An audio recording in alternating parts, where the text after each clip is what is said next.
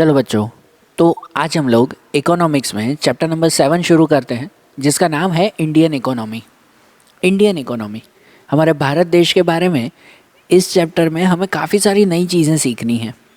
पता है, हमारा भारत देश कहा जाता है कि भाई राजा दुष्यंत और शकुंतला, राजा दुष्यंत और शकुंतला के बेटे भारत पर से ही हमारे देश का नाम भी भारत पड़ा था। हमारा भारत, हमारी इंडिया कंट्री, वो हमेशा से उसकी डाइवर्सिटी के लिए बहुत फेमस है। यहाँ पर हर चीज़ में डाइवर्सिटी देखने को मिलती है। यहाँ के कल्चर में देखो तो यहाँ के कल्चर में भी बहुत सी डाइवर्सिटीज़ हैं। मतलब यहाँ पर अगर देखा जाए ना, हमारे इंडिया में, तो पूरे वर्ल्ड में शायद हमारा देश सिर्फ एक इंडिया देश ही ऐसा है कि जहाँ पर हर एक लैंग्वेज के, हर कास्ट, हर क्रीड, हर रिलीजन, हर कल्चर, हर ट्रेडिशन के लोग यहाँ पर रहते हैं। बराबर ना, हर तरह के लोग यहाँ पर रहते हैं। और फिर भी यहाँ पर सब लोग जो है वो मिलजुल कर रहते हैं। इसलिए तो कहते हैं ना कि इंडिया में यूनिटी इन डाइवर्सिटी है। यूनिटी इन डाइवर्सिटी, कि इतनी सारी डाइवर्सिटी, इतनी सारी अलगता होने के बावजूद भी यहाँ पर एकता है। सही बात है ना ये। और इतना ही नहीं, एंशिएंट टाइम में तो हमारे देश को सोने की चिड़िया कहा जाता था। पता होगा ना, आपने भी सुना होगा कि पहले के समय में हमारे देश को, भारत को, सोने की चिड़िया कहा जाता था। क्यों? क्योंकि हमारी कंट्री वो सबसे प्रॉस्परस कंट्री थी, सबसे रिच, सबसे प्रॉस्परस। हमारी इंडिया में हर चीज़ का डेवलपमेंट था।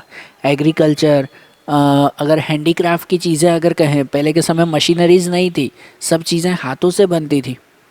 तो एग्रीकल्चर के अलावा ऐसी क्राफ्ट की जो चीज़ें आती थी, ट्रेड में, बिजनेस में, हर चीज़ में हमारा इंडिया सबसे आगे था। इसी वजह से तो इंडिया में कोई भी चीज़ की कमी नहीं थी उस समय के हिसाब से। तो हमारी इंडिया को सोने की चिड़िया कहते थे।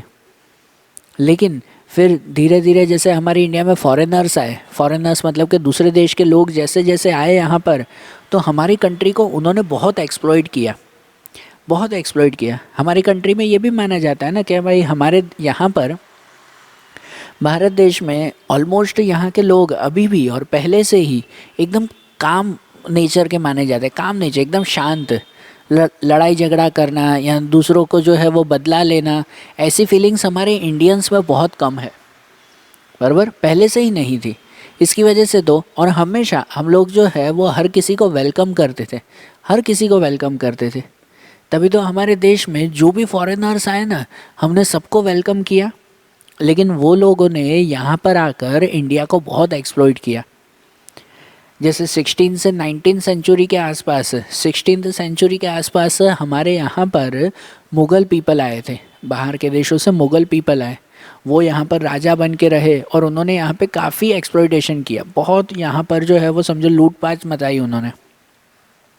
उनके बाद दूसरे फॉरेनर्स हमारे इंडिया के प्रॉस्परनेस देखकर, यहाँ की रिचनेस देखकर दूसरे फॉरेनर्स भी यहाँ की तरफ अट्रैक्ट हुए, कि जिनमें Portuguese people, French people, Dutch people, Britishers, ये सभी लोग यहाँ पर आए ना। वो आए तो थे यहाँ पर बिज़नेस करने के लिए, लेकिन यहाँ के राजा बन के बैठे वो। सही बात ना। जैसे ब्रिटिशर्स के बारे में हमें पता है, वो तो सिर्फ नॉर्मल बिजनेस करने के लिए यहाँ पर आए थे, लेकिन वो इस तरह से यहाँ पर रुक गए कि यहाँ के राजा बनकर रह चुके थे वो। ठीक है। और कोई 1-2 साल नहीं, कोई छोटा टाइमिंग नहीं, 300 साल तक वो यहाँ पर रहे। कितना इमेजिन कर लो, 300 साल वो यहाँ पर रहे थे, कि जिनमें पहले तो वो सिर्फ बिजनेसमैन बन के यहाँ पे रहे थे, लेकिन धीरे धीरे धीरे वो इंडिया में इस तरह से घुस गए कि उन्होंने यहाँ के सभी राजाओं को भी अपने कब्जे में कर लिया, और जो है वो यहाँ के खुद राजा बन के बैठ गए।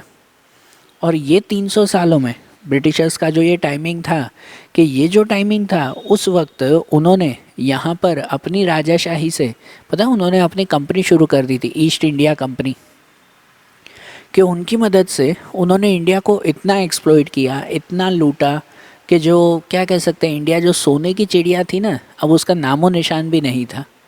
इतनी ख़राब हालत हमारे इंडिया की हो गई। बराबर। तो हमें इस चैप्टर में क्या देखना है पता है, कि हमें इस चैप्टर में देखना है कि इंडिया की प्रॉस्परनेस जो पहले थी वो कैसे ख़राब हुई।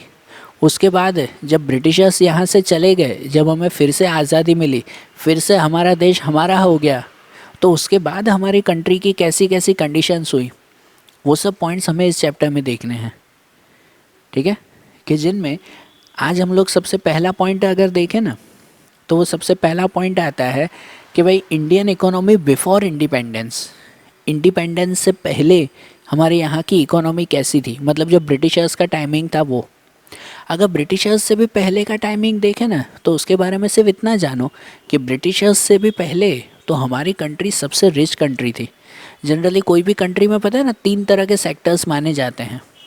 हम लोग इकोनॉमी में ये पढ़ते ही हैं, हमेशा से पढ़ते आ रहे हैं। कोई भी कंट्री का डेवलपमेंट करना हो तो उसमें 3 तरह के सेक्टर्स होने चाहिए। प्राइमरी सेक्टर जिसमें एग्रीकल्चर आता है, सेकेंडरी सेक्टर जिसमें इंडस्ट्रियल वर्क आता है, ठीक है, कि जहाँ पे रॉ मटेरियल में से फिनिश गुड्स बनाते हैं, तो वो सेकेंडरी सेक्टर। और थर्ड सेक्टर आता है, वो आता है सर्विस सेक्टर, कि जहाँ पर सब तरह की फैसिलिटीज़ दी जाती हो, सर्विस दी जाती हो, ठीक है। तो ब्रिटिशर्स से भी आने से पहले, जब ब्रिटिशर्स भी यहाँ पर नहीं थे, तब इंडिया सच में रिच कंट्री थी। जो सोने की चिड़िया मैं बोल ही रहा था, सबसे रिच कंट्री थी। और उस वक्त इंडिया में कोई भी तरह की प्रॉब्लम नहीं थी। यहाँ पे सबसे मेन ऑक्यूपेशन एग्रीकल्चर था पहले से ही। एग्रीकल्चर में हमारा इंडिया सबसे आगे था कि बाहर के देश के लोग भी यहाँ की तरफ अट्रैक्ट होते थे। यहाँ के जो स्पाइसेस मसाले वगैरह होते हैं ना, लोग यहाँ की तरफ अट्रैक्ट होते और ख़ास दूसरे देशों से लोग यहाँ पर आते यहाँ के मसाले वगैरह ख़रीदने के लिए। तो एग्रीकल्चर में भी हमारी कंट्री सबसे आगे थी। एग्रीकल्चर के बाद अगर सेकेंडरी सेक्टर अगर गिनो, मतलब जो इंडस्ट्रियल सेक्टर आज के टाइम में माना जाता है, तो उस वक्त वो भी था कि रॉ मटेरियल में से फिनिश गुड्स तैयार करना, जिसमें पहले हैंडीक्राफ्ट की चीज़ें बनती थी, उसमें भी हमारा इंडिया सबसे फेमस था, पूरे वर्ल्ड में फेमस था। यहाँ जो चीज़ें बनती थी ना, जो हैंडीक्राफ्ट के थ्रू, मतलब कि जो हाथों के ज़रिए, हाथों की मेहनत से जो चीज़ें बनाई जाती थी ना इंडिया में, उसका नाम पूरी दुनिया में था पहले। तो इंडस्ट्रियल सेक्टर में भी हमारी कंट्री आगे थी, और सर्विस सेक्टर में भी, ठीक है। सर्विस सेक्टर में भी पहले जो यहाँ के राजा थे, जब ये ब्रिटिशर्स वगैरह नहीं आए उससे पहले, वो राजा भले यहाँ चलो आपस में झगड़ते थे, वो तो उनका अपना नेचर, लेकिन उन्होंने यहाँ पर डेवलपमेंट बहुत ज़्यादा किया था, ठीक है ना। काफ़ी उन्होंने डेवलपमेंट किया था। यहाँ की एजुकेशन देखो तो हमारे इंडिया में इतनी बड़ी बड़ी यूनिवर्सिटीज़ पहले आ चुकी थी। आप लोगों ने शायद पहले के स्टैंडर्ड्स में वो नाम सुना हो, बराबर ना, कि भाई जैसे नालंदा यूनिवर्सिटी, काशी यूनिवर्सिटीज़, ऐसी कितनी सारी जो है वो यूनिवर्सिटीज़ हैं जो हमारी इंडिया में पहले थी। और वो इतनी फेमस थी कि बाहर के देशों से लोग यहाँ पर पढ़ने आते थे, स्टूडेंट्स यहाँ पढ़ने आते थे। आज के टाइम में जैसे उल्टा होता है ना, कि हमारे इंडिया के लोग बाहर के देशों में पढ़ने के लिए जाते हैं ऑक्सफोर्ड यूनिवर्सिटीज़ में, शायद उससे भी बड़ी बड़ी यूनिवर्सिटीज़ हमारे इंडिया में थी पहले, जो वो लोग यहाँ पर पढ़ने के लिए आते थे। तो ये एंशिएंट इंडिया का टाइमिंग था, पहले का टाइमिंग, ब्रिटिशर्स से पहले का। अब देखें कि जब ब्रिटिशर्स यहाँ पर आए थे, तब हमारी कंट्री की कैसी कंडीशन हो चुकी थी, इंडियन इकोनॉमी बिफोर इंडिपेंडेंस। और यहाँ पर जब आए थे ना ब्रिटिशर्स, तो वो अकेले नहीं थे, अकेले नहीं, यहाँ पर अलग अलग जो है वो जगह से लोग आए थे। जैसे सबसे पहले पोर्टुगीज़ यहाँ पर आए थे, आपको याद हो तो पता है, सबसे पहले वास्को द गामा आए थे, कि जिन्होंने इंडिया आने का नया रास्ता ढूंढा था। तो Vasco the gamma, Portuguese people, वो सबसे पहले आए। उसके बाद फ्रेंच पीपल आए, फिर डच पीपल आए, फिर ये ब्रिटिशर्स आए थे। वो यहाँ पर आए थे मेनली अपना बिजनेस करने के लिए। जैसे मैंने बताया, यहाँ की बहुत सारी चीज़ों की डिमांड उन देशों में थी। यहाँ का कॉटन, म्यूसलिन क्लोथ आता है, इंडिगो, स्पाइसेस जो मसाले होते हैं, यहाँ की मेटलर्जी, मतलब यहाँ के मेटल्स, कॉपर, ब्रोंज, ब्रास, ऐसे जो सब मेटल्स आते थे, उसकी भी डिमांड हमेशा रहती थी बाहर के देशों में। तो वो लोग यहाँ पर आए, ठीक है, कि बिज़नेस करने के लिए, नॉर्मल बिज़नेस करने के लिए। लेकिन उस बिज़नेस के ज़रिए धीरे धीरे धीरे उन्होंने यहाँ के राजाओं को, हमारे भारत देश के राजाओं को इस तरह से अपने जाल में फंसा लिया ना, और इस तरह से धोखा देकर उनको फंसा दिया, जो हमने आगे के स्टैंडर्ड्स में ये पूरी हिस्ट्री तो समझी है, कि इस तरह से उन्होंने यहाँ पे फंसाया था सब राजाओं को, कि वो राजा उन ब्रिटिशर्स के ग़ुलाम बन गए, और राजा, ये ब्रिटिशर्स खुद राजा बनकर रह गए। अब पूरी इंडिया में धीरे धीरे करके सिर्फ और सिर्फ ब्रिटिशर्स का रूल चलता रहा। और उस वक्त उन्होंने हमारी इंडिया में कैसी कैसी कंडीशन की थी, कैसी हमारी इंडियन इकोनॉमी बनी थी, उसके बारे में ये पॉइंट्स लिखे हुए हैं। जिनमें सुनना, ध्यान से हर एक पॉइंट सुनना, कि जिनमें सबसे पहले रेलवे के बारे में। तो हमारे इंडिया में ये माना जाता है कि सबसे पहला रेलवे वो ब्रिटिशर्स ने ही स्टार्ट किया था। सही बात है ना, सबसे पहला ब्रिटिशर्स ने ही, कब? 1853 में, 16 अप्रैल 1853। कहा जाता है मुंबई से थाने तक, मुंबई में बोरी बंदर पहले कहते थे, आज के टाइम में उसे CST कहते हैं, CST जो जंक्शन, ठीक है। तो बोरी बंदर से थाने तक, मतलब मुंबई से थाने तक सबसे पहला ये 1853 में वो रेलवे स्टार्ट हुआ था, जो ब्रिटिशर्स ने किया था। और ब्रिटिशर्स गए तब तक 1947 तक हमारी पूरी इंडिया में 53,000 किलोमीटर जितना रेलवे वो बना के गए थे, ठीक है ना। पहला जो बनाया था ना सिर्फ मुंबई से थाने तक, तो वो तो कुछ ही किलोमीटर का था, ठीक है, कुछ 40-50 किलोमीटर के आसपास। लेकिन 1947 तक पहुंचते पहुंचते जब आज़ादी मिली तब तक ब्रिटिशर्स ने 53,000 किलोमीटर जितना जो है वो रेलवे नेटवर्क शुरू किया था, कि जिसमें 681 लाख लोगों को इसका बेनिफिट मिला था, ठीक है ना। रेलवे का बेनिफिट वहाँ पे मिला था। रेलवे के बाद रोडवेज़, अगर रोड की बात करें तो हमेशा से यहाँ पर जो है वो समझो कच्चे रोड कहते हैं ना, वो कच्चे रोड जो है वो बहुत ज़्यादा थे और पक्के रोड बहुत कम। ब्रिटिशर्स ने भी, हमें जब आज़ादी मिली तब तक भी, ठीक है, आज़ादी मिली तब तक ब्रिटिशर्स ने यहाँ पर पक्के रोड अगर कहो ना तो वो सिर्फ 32% जितने पक्के रोड बनाए थे और 68% जितने कच्चे रोड थे, पक्के रोड नहीं, बराबर। कि जिनमें जब ब्रिटिशर्स से पहले जब शुरुआत की थी उन्होंने रोड्स बनाने की, ब्रिटिशर्स ने यहाँ पर PWD डिपार्टमेंट तैयार किया था, उन्होंने अपना public works department, PWD department जैसे कहते हैं, कि जिनमें ये रोड कंस्ट्रक्शन का काम भी आता है। कि उन्होंने रोड कंस्ट्रक्शन जब शुरू किया था ना, तब यहाँ पर 2,78,420 किलोमीटर जितने रोड उस वक्त तैयार थे, समझो अप्रोक्सीमेट 19 सेंचुरी से एंड तक। और आज़ादी तक पहुँचते पहुँचते टोटल 4,47,105 किलोमीटर जितने रोड उन्होंने बनाए थे, ठीक है। जस्ट इमेजिन अगर करो तो पूरी इंडिया में उन्होंने ऑलमोस्ट जगह पर रोड बनाए तो थे, लेकिन जैसे मैंने बताया कि उनमें से पक्के रोड सिर्फ 32% ही थे, जबकि ऑलमोस्ट कच्चे रोड उन्होंने बनाए थे, ठीक है। उसके बाद अगर बैंक की बात करो तो पहले बैंक जो है वो सिर्फ और सिर्फ समझो ब्रिटिशर्स के थ्रू चलती थी, मतलब पहले कोई पर्टिकुलर बैंक जैसा सिस्टम यहाँ पर नहीं था। बैंकिंग का वर्क, कि जैसे आपको पैसे सेविंग करनी हो कहीं पर, या तो फिर कहीं से लोन लेनी हो, तो ये सभी सिस्टम सिर्फ और सिर्फ किसके हाथ में? ब्रिटिशर्स के हाथों में था। लेकिन 1770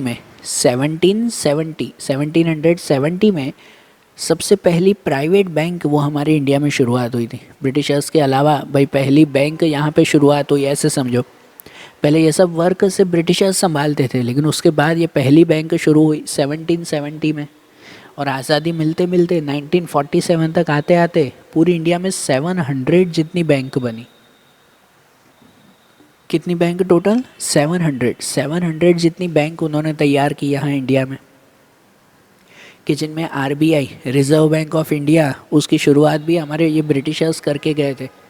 RBI 1935 में शुरुआत हुई थी, जो कहते हैं ना हमारी सबसे एपेक्स बैंक, सबसे मेन बैंक जो मानी जाती है RBI बैंक, उसकी शुरुआत भी ब्रिटिशर्स के थ्रू ही हुई थी, बराबर।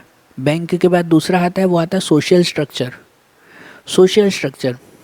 तो यहाँ पर ब्रिटिशर्स का जब टाइमिंग था ना, तो यहाँ का सोशल स्ट्रक्चर इतना अच्छा नहीं था। इकोनॉमिक स्ट्रक्चर चाहे जैसा भी हो, सोशल स्ट्रक्चर इतना अच्छा नहीं था, क्योंकि यहाँ पर बहुत सारे जो है वो गलत रिवाज, जो कहता है ना कि भाई इविल प्रैक्टिसेस, इविल सर्विसेज या रॉन्ग ट्रेडिशंस, वो यहाँ पर बहुत चलते थे। जैसे कि सती प्रथा होना, चाइल्ड मैरिजेस, या फिर फीमेल इन्फेंटिसाइड्स। इसका मतलब कि जैसे अगर किसी के घर पे कोई लड़की पैदा होती तो पैदा होता ही उसे मार देते थे। तो ये सब हमारे यहाँ पर बहुत था, ऐसे गलत रिवाज बहुत सारे थे। तो ब्रिटिशर्स के टाइमिंग में यहाँ का सोशल स्ट्रक्चर इतना अच्छा नहीं था। उसके बाद अगर एग्रीकल्चर की बात करें, एग्रीकल्चर की बात करें तो पहले के टाइम में और अभी भी हमारे इंडिया का मेन ऑक्यूपेशन एग्रीकल्चर ही है हमेशा से ना। तो उस टाइम भी इंडिया का मेन ऑक्यूपेशन तो एग्रीकल्चर ही था। एग्रीकल्चर की वजह से ही ब्रिटिशर्स भी यहाँ पर अट्रैक्ट हुए थे। और पता है ब्रिटिशर्स को सबसे ज़्यादा इनकम भी उन्होंने एग्रीकल्चर में ही ली थी। उनको पता था कि यहाँ एग्रीकल्चर सबसे अच्छा है और इसी वजह से उन्होंने फार्मर्स के ऊपर हाई टैक्स लेना शुरू कर दिया, है ना। उन्होंने फार्मर्स के ऊपर बहुत ही हैवी टैक्स रख दिए उन्होंने। और उसकी वजह से क्या हुआ, कि वो फार्मर्स को कंपलसरी ब्रिटिशर्स को हैवी टैक्स देना पड़ता था, भले उनकी खेती हो या ना हो, ठीक है ना। तो ब्रिटिशर्स को इनसे फ़ायदा होता था ना। इसके अलावा ब्रिटिशर्स ने ज़मींदारी प्रथा शुरू की थी। ज़मींदारी प्रथा, लैंड लॉर्डशिप। इसका मतलब ये कि अगर किसी के पास वो ज़मींदार जो होते थे ना, वो ब्रिटिशर्स से ही मिले हुए होते थे। कि ब्रिटिशर्स पहले किसान से टैक्स मांगते थे कि चलो टैक्स लाओ। अब कोई किसान के पास पैसे ना हो तो वो कहाँ से टैक्स दे। तो वो किसान, ब्रिटिशर्स जो है वो उन किसानों को क्या कहते हैं, अगर आपके पास टैक्स नहीं है, पैसे नहीं है देने के लिए, तो आप अपनी ज़मीन ज़मींदार के पास गिरवी रख दो और उसके बदले में हमें टैक्स दे दो। तो किसानों की ज़मीन ज़मींदार के पास गिरवी रह जाती। और वो ज़मींदार भी ब्रिटिशर्स के साथ ऐसे मिले हुए होते कि वो ज़मींदार भी अपने इंटरेस्ट के ज़रिए उन किसानों को, जो मासूम इलिटरेट किसान होते थे, उनको इस तरह से फंसाते कि उनकी ज़मीन कभी भी उनको वापस मिल नहीं पाती थी। तो इस तरह से ये ब्रिटिशर्स ज़मींदार के साथ मिलकर एक तरह से उन्हें ना एक्सप्लॉइट ही करते थे, किसानों को लूटते थे। अब जैसे सपोज़ करो कि भाई मैंने एक नया घर लिया, जस्ट एग्जांपल बाहर का, तो उस वक्त की सिचुएशन आपको समझा रहा हूँ। ऐसे होता था पहले कि सपोज़ ऐसा कि भाई मैंने जो है वो अपना एक नया घर लिया और घर के बदले में मैंने लोन करवाई, 10 लाख का घर लिया और 10 लाख की लोन करवाई। तो लोन जब हम किसी से लेते हैं ना, बैंक से, तो उसके बदले में कुछ गिरवी रखना पड़ता है ना, ठीक है। तो मैंने अपने घर के कागज़ ही गिरवी रख दिए, है कि नहीं, कि घर के कागज़ ही मैंने गिरवी रख दिया। अब जब लोन ली है तो ईएमआई के थ्रू थोड़े थोड़े करके 5 साल 6 साल में मैं सब लोन चुका दूंगा ना, सब पैसे चुका दूंगा और मेरा घर मेरा हो जाएगा, है कि नहीं। तो पहले ज़मींदार भी समझो यही काम करते थे। अब किसानों के पास पैसे नहीं हैं तो वो ज़मींदार से उधार लेते थे पैसे, ठीक है। पहले बैंक ऐसी थी नहीं, तो वो ज़मींदारों से उधार लेते थे। अब ज़मींदार उधार लेते तो उसके बदले में उसकी ज़मीन गिरवी रखवाते, ठीक है। जैसे हम बैंक में भी अपनी ज़मीन गिरवी रखवाते हैं, ठीक है। लेकिन ज़मींदार यहाँ पर क्या करते, कैसे लूटते थे कि भाई वो फार्मर्स एक्चुअली इलिटरेट होते, तो उन्हें इंटरेस्ट के चक्कर में कि हाँ तुम्हारा इतना इंटरेस्ट बाकी है, इतना इंटरेस्ट बाकी है, इतना कंपाउंड इंटरेस्ट हुआ, इस तरह से इंटरेस्ट बढ़ता गया। ऐसे झूठ बोलते बोलते फार्मर्स की पूरी ज़िंदगी निकल जाती थी, लेकिन उनका इंटरेस्ट कभी ख़त्म ही नहीं होता था। हम अगर किसी से लोन लेते हैं तो 5 साल 6 साल 10 साल में लोन पूरी कर देते हैं, सब पैसे चुका देते हैं। लेकिन उस वक्त ज़मींदार उन फार्मर्स को ऐसे फंसाते थे कि फार्मर्स पूरी ज़िंदगी पैसे दे देकर ख़त्म हो जाते थे, लेकिन फिर भी उनकी लोन कभी ख़त्म ही नहीं होती थी। ऐसे उन्हें फंसा देते थे ये ज़मींदार। और ये ज़मींदार ब्रिटिशर्स से मिले हुए होते थे, तो इसी वजह से दोनों तरफ से वो फार्मर्स क्या हो जाते हैं, वहाँ फंस जाते, बराबर। या फिर दूसरा, इसी एग्रीकल्चर में ही ब्रिटिशर्स जो है वो फार्मर्स से ज़बरदस्ती खेती करवाते। जैसे उस वक्त है ना, हमारे पूरे वर्ल्ड में इंडिगो की बहुत डिमांड थी। इंडिगो, जो इंडिगो प्लांट आता है, उसकी बहुत डिमांड थी पहले। तो ब्रिटिशर्स ने सभी फार्मर्स को ये कंपलसरी कह दिया था कि भाई आपकी जितनी भी ज़मीन हो ना, उस ज़मीन में से 15% जितनी ज़मीन पे कंपलसरी आपको इंडिगो तैयार करना है और वो इंडिगो हमें टैक्स के फॉर्म में दे देना है, बराबर। जैसे टैक्स देते थे ना, तो आप पैसे मत देना, लेकिन उसकी जगह पर ये इंडिगो तैयार करके देना। ऐसे ब्रिटिशर्स फार्मर्स को कहते थे। अब मतलब फार्मर्स इतनी मेहनत करके 3-3 4-4 महीने मेहनत, अब कोई प्लांट एक ही दिन में तो नहीं उगता ना, तो खेतों में इतने दिन तक मेहनत करके, महीनों तक मेहनत करें, इंडिगो तैयार करें, और वो सब के सब ब्रिटिशर्स ले जाते थे। उसका 1 रुपया भी फार्मर्स को नहीं देते और ब्रिटिशर्स को उनके हज़ारों रुपए मिलते थे। इतनी डिमांड थी वहाँ पर इंडिगो की, ठीक है ना। तो ऐसे ब्रिटिशर्स झूठ बोलकर, धोखा देकर इन फार्मर्स को बहुत एक्सप्लॉइट करते थे। तो एग्रीकल्चर यहाँ का बहुत अच्छा था, ऐसा नहीं है, बहुत अच्छा था। ठीक है, यहाँ का एग्रीकल्चर आज भी बहुत अच्छा है, लेकिन उन्हें जिस तरह से हैंडल करना चाहिए ना, ब्रिटिशर्स ने वैसे हैंडल नहीं किया। यहाँ पर एग्रीकल्चर इतना अच्छा है कि फार्मर्स को हमारे इंडिया में सबसे रिचेस्ट पर्सन माना जाना चाहिए, बराबर ना। जो आज सबसे रिचेस्ट पर्सन कोई बिजनेसमैन होता है ना, नहीं, सबसे रिचेस्ट पर्सन फार्मर होना चाहिए था। इतना अच्छा एग्रीकल्चर पहले से था, लेकिन ब्रिटिशर्स ने वो पूरी सिस्टम बदल डाली, इतना जो है वो ख़राब हालत कर दी कि सबसे पुअर पर्सन फार्मर माना जाता है, बराबर ना।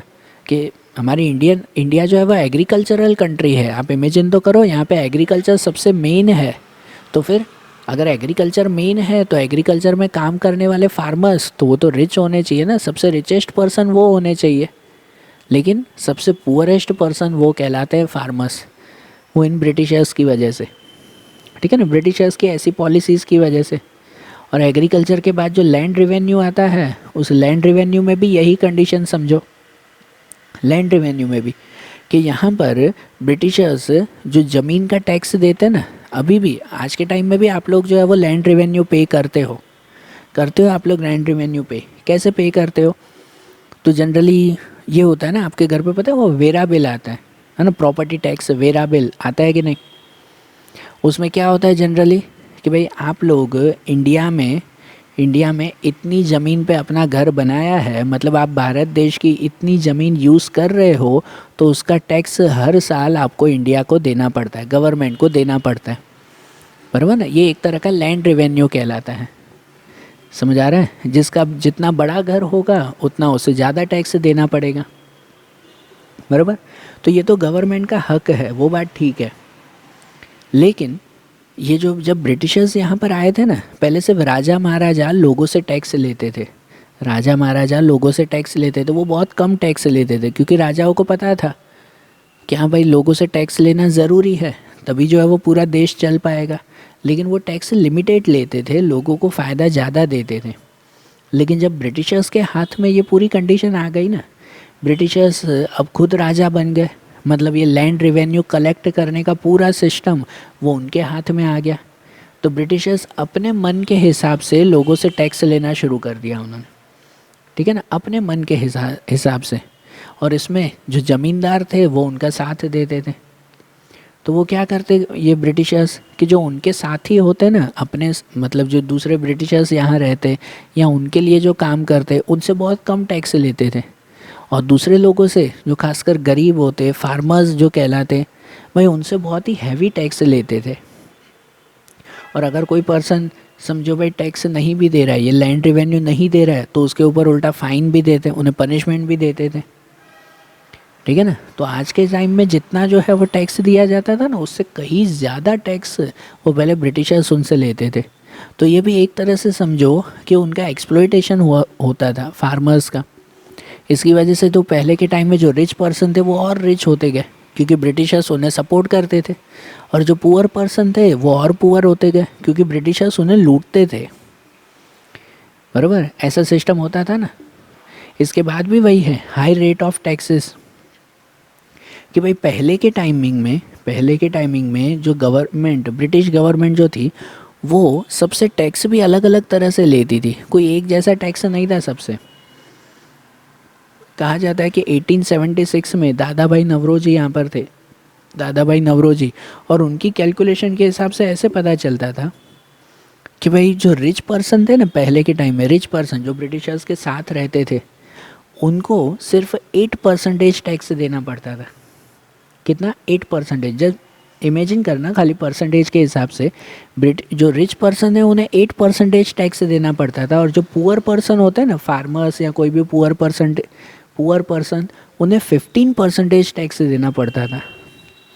देखो ये ब्रिटिशर्स की जो है वो समझो, ये उनका इतना बड़ा डिफरेंस था, ये भेदभाव था लोगों के बीच में। रिच पर्सन से सिर्फ 8% टैक्स के अकॉर्डिंग लेते थे, और पुअर पर्सन से 15%। उल्टा होना चाहिए था ना, पुअर से कम और रिच से ज़्यादा टैक्स लेना चाहिए ना, लेकिन ये ब्रिटिशर्स की पॉलिसी ऐसी थी, बराबर। या इनके अलावा दूसरा, high rates of excise and customs. Excise and customs, इसका मतलब क्या? कि कोई भी प्रोडक्ट जब हम दूसरे देश से इस देश में मंगवाते, बराबर, तो उसके ऊपर कुछ टैक्स देना पड़ता है। या तो फिर यहाँ से कोई भी चीज़ बाहर के देशों में अगर भेजते तो उनके ऊपर भी टैक्स देना पड़ता है। सही बात है ना। तो ऐसे टैक्सेस को एक्साइज एंड कस्टम्स कहते थे। तो वो क्या करते, अब गवर्नमेंट, ब्रिटिश गवर्नमेंट क्या करती थी, तो ब्रिटिश गवर्नमेंट जो भी ज़रूरी चीज़ें थी ना, डेली चीज़ें, डेली यूज़ की चीज़ें, जैसे कि शुगर, मैच बॉक्स, सॉल्ट, ऐसी चीज़ें थी भाई, इन सब चीज़ों के ऊपर गवर्नमेंट बहुत ही हैवी टैक्स लेती थी, बहुत हैवी टैक्स उनके ऊपर लेती थी। और जो रिच चीज़ें जो सबके लिए यूज़ में नहीं आती, जैसे बड़ी बड़ी गाड़ियाँ, ठीक है ना, या दूसरी कोई भी ऐसे प्रोडक्ट जो लग्जरियस गुड्स कहलाते हैं ना, जो पुअर पर्सन यूज़ नहीं करते, खाली रिच पर्सन यूज़ करते हैं, उनके ऊपर गवर्नमेंट, ब्रिटिश गवर्नमेंट बहुत ही कम टैक्स लेती थी। बराबर ना। मतलब जो जीवन ज़रूरियात की चीज़ें, जो डेली यूज़ की चीज़ें हैं, जो हर एक पर्सन को चाहिए, खासकर पुअर पर्सन को चाहिए, तो उनसे टैक्स ज़्यादा लिया जाता था। और जो रिच पर्सन को जो चीज़ें चाहिए उनके ऊपर टैक्स कम। पता है, इसी वजह से ही तो वो गांधी जी ने वो नमक सत्याग्रह, सॉल्ट सत्याग्रह उन्होंने किया था ना, डांडी मार्च की थी उन्होंने। याद है ना गांधी जी का वो किस्सा, कि गांधी जी ने डांडी मार्च की थी। क्यों की थी? इसी वजह से ही ना, क्योंकि गवर्नमेंट सॉल्ट जैसी चीज़ों के ऊपर भी हैवी टैक्स लेते थे। जो सॉल्ट तो सबके लिए ज़रूरी है, उसके ऊपर अगर टैक्स लिया जाए तो लोग नमक कैसे खाएंगे, बराबर ना।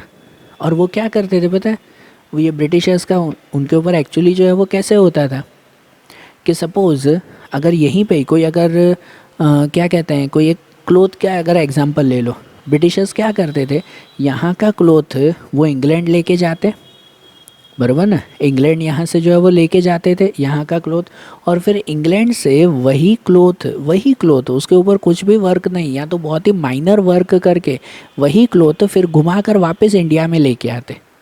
और किस नाम के लेके आते कि भाई ये तो इंग्लैंड का कपड़ा है, बराबर, यहीं का ही कपड़ा पहले वहाँ पर लेके जाते थे इंग्लैंड में, ठीक है, फिर वही कपड़ा घुमा कर खाली यहाँ पर फिर से इंडिया में लेके आते और ये कहते कि भाई ये तो इंग्लैंड का कपड़ा है, और यहाँ के लोगों को कंपलसरी वही कपड़ा लेने के लिए कहते थे। और ऐसा सिर्फ कपड़ों के ऊपर नहीं, ऐसा उन्होंने बहुत सारी चीज़ों के ऊपर किया था। और इनके ऊपर जो टैक्सेस लगते ना, वो ऐसे होते कि भाई जैसे इंडिया की कोई भी चीज़ बाहर भेजो या बाहर मंगवाओ ना, तो उसके ऊपर बहुत हैवी टैक्स लगते हैं। एग्जाम्पल जस्ट कि भाई उसके ऊपर 15% जितना टैक्स लिया जाता था। जबकि ब्रिटिशर्स की खुद की कोई चीज़ हो ना, वो बाहर से मंगवाएं या बाहर भेजें, तो उसके ऊपर सिर्फ और सिर्फ 2.5% जितना टैक्स लिया जाता था। मतलब ब्रिटिशर्स है ना, ऐसे समझो कोई भी रास्ता छोड़ते नहीं थे कि भाई इंडिया को लूटा जाए, ठीक है ना। हर तरह से उन्होंने इंडिया को एक्सप्लॉइट किया था। इमेजिन तो करो कि इंडियंस की कोई अगर चीज़ हो इंडियन बिजनेसमैन की, तो उसके ऊपर 15% टैक्स, और ब्रिटिशर्स की अपनी कोई चीज़ हो जो इंपोर्ट या एक्सपोर्ट करनी हो, तो उसके ऊपर सिर्फ 2.5% टैक्स। कितना बड़ा जो है वो डिफरेंस, बराबर ना। और ब्रिटिशर्स करते भी क्या थे भाई, हमारी ही चीज़ जो है वो घुमा कर फिर हमें ही बेचते थे, हमें ही जो है वो सेल करते थे, ऐसे वहाँ चलता था, ठीक है। फिर इनके अलावा दूसरा आता है, वो आता है इंडस्ट्रियल पॉलिसीज़। दूसरी कौन सी? Industrial policy. तो इंडस्ट्रियल पॉलिसीज़ यहाँ पर कैसी थी, तो पता है जितने टाइम ब्रिटिशर्स यहाँ पर रहे ना, उन्होंने इंडिया का ऐसा अजीब जो है वो डेवलपमेंट किया, ऐसा अजीब डेवलपमेंट किया कि भाई वो ये चाहते थे कि भाई इंडिया हमेशा पीछे ही रहे, कभी भी आगे न रहे। अब जब उन्होंने यहाँ पर इंडस्ट्रीज़ बनना शुरू की ना, जब पूरे वर्ल्ड में इंडस्ट्रियल रिवॉल्यूशन चल रहा था, आप लोगों ने सुना ही होगा इसके बारे में बहुत बार, पूरे वर्ल्ड में इंडस्ट्रियल रिवॉल्यूशन चल रहा था। इंडस्ट्रियल रिवॉल्यूशन मतलब कि भाई हर जगह पर नई नई इंडस्ट्रीज शुरू हो रही थी। तब उस वक्त ब्रिटिशर्स का यहाँ पर रूल था, और ब्रिटिशर्स ने इंडिया में इंडस्ट्रीज़ बनाने अलाउड किए ही नहीं। क्यों नहीं किए पता है? क्योंकि भाई पूरी वर्ल्ड में बड़ी बड़ी इंडस्ट्रीज़ बन रही थी, तो भाई पूरी वर्ल्ड का डेवलपमेंट हो रहा था, पूरी दुनिया आगे चल रही थी, बराबर ना, नई नई इंडस्ट्रीज़ तैयार हो रही थी। तब इंडिया को ब्रिटिशर्स अलाउड ही नहीं करते थे, क्योंकि अगर इंडिया में इंडस्ट्रीज शुरू हो गई तो इंडिया भी आगे बढ़ जाएगा, इंडिया भी डेवलप्ड हो जाएगा, बराबर ना। तो ब्रिटिशर्स ने ऐसा अलाउ ही नहीं किया, उन्होंने यहाँ पर इंडस्ट्रीज शुरू ही नहीं की। और अगर शुरू की भी ना, तो सिर्फ जो बेसिक चीज़ें होती ना, जो रोज़ रोज़ की जो भी चीज़ें डेली यूज़ में जो चीज़ें आती हैं, बस उसकी छोटी छोटी इंडस्ट्रीज शुरू की। जो बड़ी इंडस्ट्रीज़ कहलाती हैं, कि जो हैवी इंडस्ट्री और की इंडस्ट्रीज़, जैसे कि भाई मशीनरीज़ के लिए इंडस्ट्रीज़, आयरन की इंडस्ट्रीज, स्टील की इंडस्ट्रीज़, ऐसी बड़ी बड़ी इंडस्ट्रीज़ वो उन्होंने यहाँ पर अलाउ की ही नहीं। बराबर ना, बिल्कुल भी नहीं। यहाँ पर पता है इंडिया में रॉ मटेरियल भी बहुत अच्छा मिलता था। यहाँ पर हर एक चीज़ मिल जाती थी कि अगर यहाँ पर स्टील तैयार कर रहे हैं तो उसके लिए जो जो रॉ मटेरियल चाहिए वो इंडिया में बहुत अच्छी तरह से मिल जाता था। लेकिन ब्रिटिशर्स अलाउ ही नहीं करते थे कि यहाँ पर कोई स्टील इंडस्ट्री शुरू की। और वो क्या करते, यहाँ का रॉ मटेरियल इंग्लैंड ले जाते और इंग्लैंड में इंडस्ट्री शुरू करते। और नाम किसका, कि हाँ भाई इंग्लैंड में इतनी बड़ी इंडस्ट्री शुरू हो चुकी है, तो इंग्लैंड की प्रोग्रेस होती गई और इंडिया पीछे रहता गया।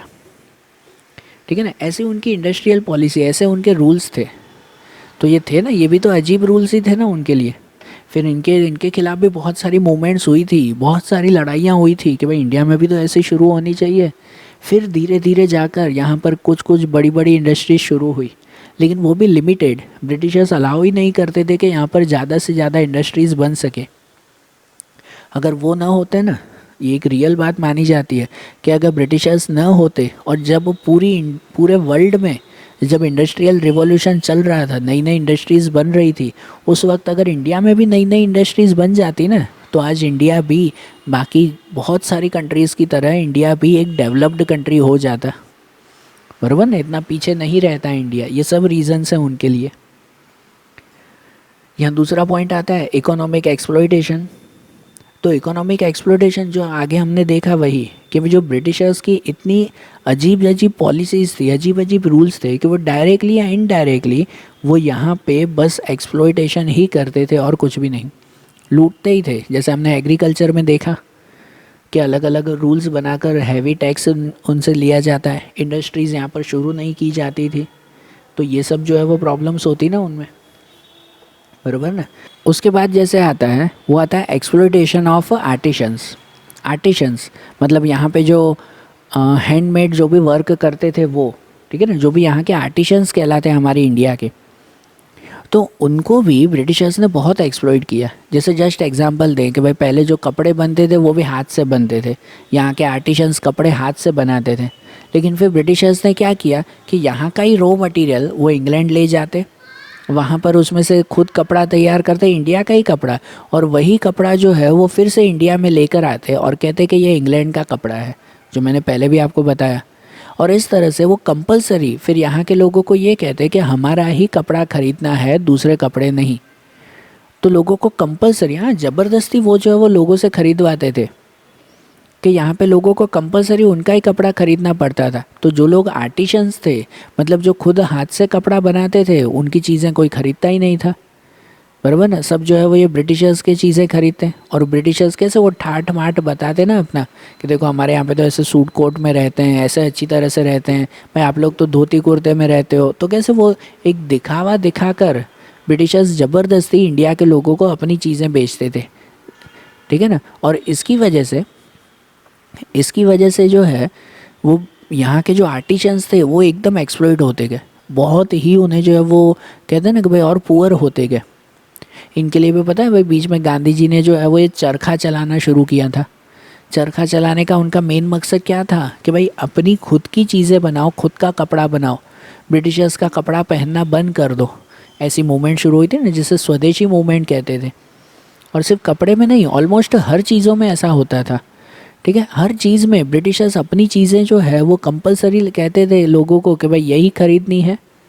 और यहाँ जो इंडिया की जो चीज़ें होती थी उन्हें कोई ख़रीदता ही नहीं था, तो उन्हें बेचने वाले लोग या आर्टिशंस वो और ज़्यादा पुअर होते जाते थे। ये प्रॉब्लम्स क्रिएट होती थी ना। बराबर ना। तो इन आर्टिशंस को भी ब्रिटिशर्स ने काफ़ी एक्सप्लॉइट किया।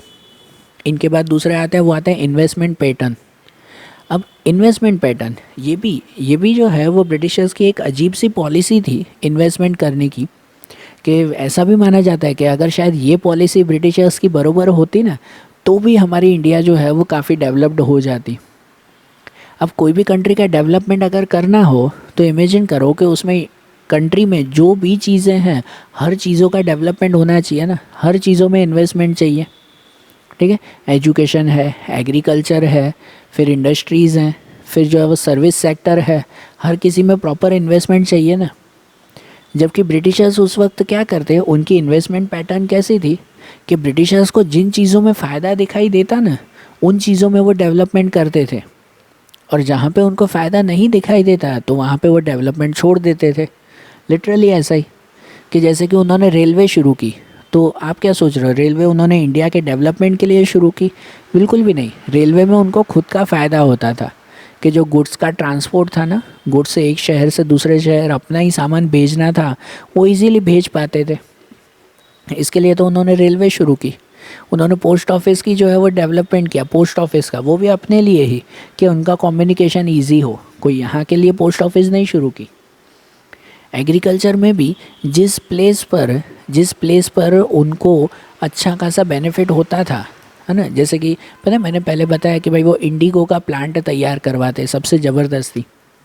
तो इंडिगो का प्लांट जहाँ जहाँ तैयार होता ना, समझो गुजरात के इस शहर में इंडिगो अच्छा तैयार हो रहा है, तो ब्रिटिशर्स उस शहर का डेवलपमेंट करते, और जिस शहर में भाई खेती नहीं हो रही है ना अच्छी, उसे वो इग्नोर कर देते। बराबर। इसी वजह से तो आज भी हमारे इंडिया में देखो डिफरेंस है कि जहाँ राजस्थान जैसे प्लेस वहाँ खेती नहीं होती, तो वो प्लेस आज भी पीछे हैं। पंजाब, हरियाणा, गुजरात जैसे प्लेसेस कि जिसमें अच्छी खासी खेती होती है, वो आगे है।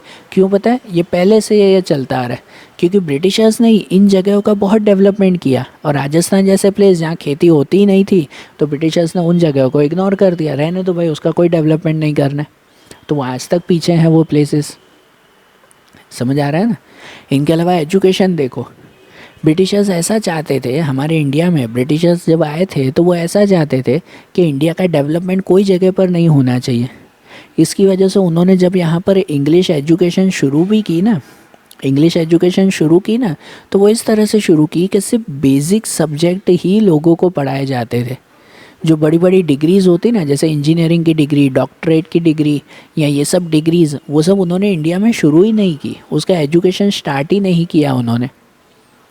ठीक है, कि अगर किसी को वकील बनना हो, डॉक्टर बनना हो, इंजीनियर बनना हो, तो दूसरे देश में जाकर पढ़ना पड़ेगा। इंडिया में ऐसी कोई पढ़ाई थी ही नहीं, क्योंकि वो नहीं चाहते थे कि इंडिया में इतने सारे लिटरेट पर्सन हो, या इंडिया इतना डेवलप्ड हो जाए, यहाँ पे इतने होशियार लोग हो जाएं।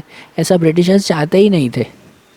बराबर ना? इसी वजह से तो, और ऐसी बात नहीं है, ब्रिटिशर्स से पहले यहाँ का जो एजुकेशन था वो वर्ल्ड का बेस्ट एजुकेशन था। इंडिया साइंस, टेक्नोलॉजी और हर फील्ड में आगे थी। ये सब आप लोगों ने आगे के स्टैंडर्ड्स में पढ़ा भी था, है कि नहीं? लेकिन ब्रिटिशर्स यहाँ पर आए ना, तो उन्होंने यहाँ का एजुकेशन सिस्टम भी पूरा ख़राब कर दिया। उन्होंने कहा कि पुराना सिस्टम बंद करो, नया सिस्टम शुरू करो। ठीक है, कि पहले जो पता है वो आश्रम में बैठकर, गुरुकुल में बैठकर जो है वो पढ़ाई करते थे। बराबर, गुरुओं के पास तो नहीं, गुरुओं के पास नहीं, स्कूल बनाओ, उसमें जो है वो टीचर को पढ़ाना चाहिए। ऐसा सिस्टम उन्होंने शुरू किया, और उसकी वजह से एजुकेशन भी बहुत पीछे होता गया उन ब्रिटिशर्स की वजह से। जो रियल एजुकेशन मिलना चाहिए था, वो एजुकेशन कभी मिला ही नहीं यहाँ पर। ठीक है ना? और एजुकेशन में भी उन्होंने इन्वेस्टमेंट ऐसा किया कि सिर्फ बेसिक एजुकेशन पढ़ाया जाता था। इंजीनियरिंग, डॉक्टर, इन सब की पढ़ाई के लिए लोगों को दूसरे देश जाना पड़ता था। बराबर, तो ये भी उनका अजीब सा इन्वेस्टमेंट पैटर्न था। और इसके अलावा पेमेंट बर्डन, आखिरी पॉइंट जो है वो पेमेंट बर्डन।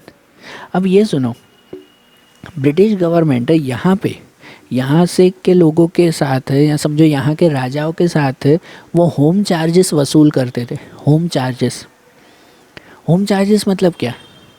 तो ये वो चार्जेस कहलाते कि देखो, ब्रिटिशर्स पहले जो है वो राजाओं के पास गए, सुनना ध्यान से, ब्रिटिशर्स पहले राजाओं के पास गए। उन्होंने राजाओं को जाकर ये कहा कि देखो कि आप जो है वो राजा, अब इतनी उम्र आपकी हो चुकी है, ध्यान से सुनना है ये पॉइंट, कि भाई आपकी इतनी उम्र हो चुकी है, आप अब लड़ाई वगैरह तो करोगे नहीं, तो एक काम करो आप, कि आप आराम करो, उसके बदले में हम जो है वो दूसरे राजाओं के साथ लड़ाई करेंगे। ब्रिटिशर्स ने राजाओं को पहले ये स्कीम बताई, हाँ स्कीम ही बताई, कि आप आराम करो, आपके बदले में जो है वो हम लोग अपनी सेना तैयार करेंगे ब्रिटिशर्स की, और कोई दूसरे राजा से लड़ाई करनी होगी ना, तो भी हम लड़ाई करेंगे, भाई आपके देश को हम संभालेंगे, आप आराम करो। तो पहले तो राजाओं को अच्छा लगा ना, है ना, कि भाई ठीक है, चलो भाई अब ब्रिटिशर्स सब काम संभालेंगे, हमें थोड़ा आराम मिलेगा। और उसके बदले में ब्रिटिशर्स की पूरी सेना राजा के घर में रहती थी। घर में मतलब उनके महल में रहती थी, कि ब्रिटिशर्स की पूरी सेना वहाँ रहती और ब्रिटिशर्स उनसे उन सेना का पूरा खर्चा करवाता। अब सेना जो राजा के महल में रह रही है, तो उन सेना में जितने भी लोग हैं उनको पगार देना, उनको 3 टाइम का खाना देना, उनके जो है वो यूनिफॉर्म, उनके जो हथियार, इन सब का खर्चा कौन करे? ब्रिटिशर्स करेंगे, राजा ही करते थे, बराबर ना। तो राजा ही जो है वो उनसे ये सब खर्चा करवाते। कि अब क्या हो गया कि अब वो राजा हटकर, कुछ सालों बाद राजा हटकर अब ब्रिटिशर्स खुद राजा बन गए। ब्रिटिशर्स खुद राजा बन गए और जो मेन राजा थे वो सिर्फ नाम के रह गए। वो थे तो राजा, उसी महल में थे, लेकिन वो खाली नाम के। अब सब रूल्स किसका? ब्रिटिशर्स का ही चलता था। कि अब लोगों से टैक्स जो वसूल करना था, तो वो टैक्स किसको मिलना चाहिए? राजाओं को मिलना चाहिए, लेकिन वो भी ब्रिटिशर्स लेते थे, बराबर ना। जो भी देश में इनकम हो, वो इनकम किसको मिलनी चाहिए? राजा को मिलनी चाहिए, तो वो भी ब्रिटिशर्स ही लेते थे। लेकिन इसके साथ साथ जो उनकी सेना की पहले से पगार चालू थी ना उनकी, कि भाई सेना जो है वो राजा के महल में रह रही है, तो अब सेना को पगार किसको देनी चाहिए? कौन दे उन सेना को पगार? अब तो ब्रिटिशर्स को देनी चाहिए ना, कि भाई ब्रिटिशर्स ही जो है वो अब राजा बन गए। नहीं, अब वो पगार तो अभी भी वो राजा से ही वसूल करते थे, ठीक है। मतलब ऐसा कि भाई मैं जहाँ पे नौकरी कर रहा हूँ ना, मैं जिस दुकान पे जाके नौकरी करूँ, तो वहाँ का प्रॉफिट भी मुझे मिलना चाहिए और वो मालिक जो है वो मुझे सैलरी भी दे। ये बात हो गई, बराबर ना, कि भाई सैलरी भी मालिक ही दे और अगर जो प्रॉफिट हो ना, तो वो प्रॉफिट भी मुझे ही मिलना चाहिए। अब मैं वहाँ पे नौकरी कर रहा हूँ कि मैं मालिक बन के बैठा हूँ? क्या हो गया बात? वैसे हो गई ना सिस्टम। तो ब्रिटिशर्स ऐसी सिस्टम वहाँ चलाते थे। तो ये पेमेंट बर्डन ये है कि गवर्नमेंट, जो ब्रिटिश गवर्नमेंट थी, वो ज़बरदस्ती से, अब वो खुद वहाँ पे रह रही है, उसका खर्चा भी हमसे ही वसूल करती थी और जो उनको प्रॉफिट हो ना राजा को, वो प्रॉफिट भी वो खुद ही लेती थी। तो इस तरह से जो है एक्स्ट्रा खर्चा वो वसूल करते थे ना, उन्हें होम चार्जेस कहते थे, कि वो घर में रहने के जो है वो एक खर्चा वो दे रहे थे, बराबर। मतलब अगर वो हमारे देश में रह रहे हैं तो उल्टा हमें उनसे भाड़ा लेना चाहिए ना, है ना, रेंट लेना चाहिए ना, कि आप हमारे देश में आके रहते हो, चलो रेंट लाओ। उल्टा हमसे वो रेंट वसूल करते थे कि हम आपके देश में आकर रह रहे हैं, हमें रेंट दो, ऐसा ब्रिटिशर्स कहते थे। और हमारे देश में दिया भी जाता था। पहले के राजा महाराजा चुपचाप ऐसे फंस चुके थे ब्रिटिशर्स में कि उन्हें देते भी थे। तो आप सोचो कि ये सब जो है वो ब्रिटिशर्स हर तरह से, कोई उन्होंने जगह नहीं छोड़ी थी कि जहाँ पे वो इंडिया को लूट ना पाए। सब जगह से उन्होंने इंडिया को लूटा था और इसी वजह से इतनी ख़राब हालत हो चुकी थी इंडिया की, इतनी बुरी हालत हो चुकी थी कि भाई 1947 तक आते आते, ब्रिटिशर्स के जाते जाते इंडिया जो है वो बिल्कुल बर्बाद हो चुका था। जो ब्रिटिशर्स से पहले इंडिया सोने की चिड़िया थी, अब कुछ भी नहीं, बिल्कुल भी नहीं बचा वो, ठीक है ना। तो ये आज है ना, हमने पहला पॉइंट देखा कि बिफोर इंडिपेंडेंस, आज़ादी से पहले इंडिया की हालत कैसी थी और जब आज़ादी मिली तो उसके बाद अब इंडिया की हालत कैसी हुई, उसके बारे में अब हम लोग कल के वीडियोस में देखेंगे। Okay, thank you.